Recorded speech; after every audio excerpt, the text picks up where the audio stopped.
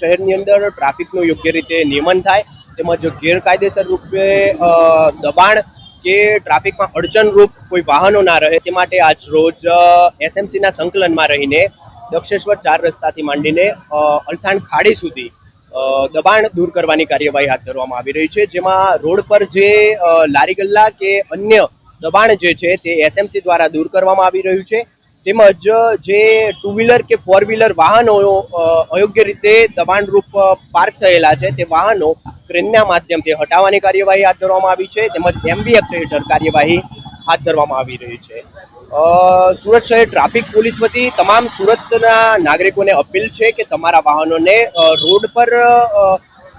રોડથી સાઈડમાં યોગ્ય રીતે પાર્ક કરો, જેથી ટ્રાફિકની સમસ્યા ના થાય, તેમજ વાહન ચાલકો જે છે એ યોગ્ય રીતે રોડ પર પસાર થઈ શકે। બીજું કે જે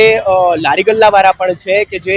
રોડ પર યોગ્ય રીતે દબાણ કરતા હોય છે તેઓને પણ અપીલ છે કે તમારા લારીને રોડથી સાઈડમાં યોગ્ય રીતે લગાવો, જેથી ટ્રાફિકની કોઈ સમસ્યા ના થાય।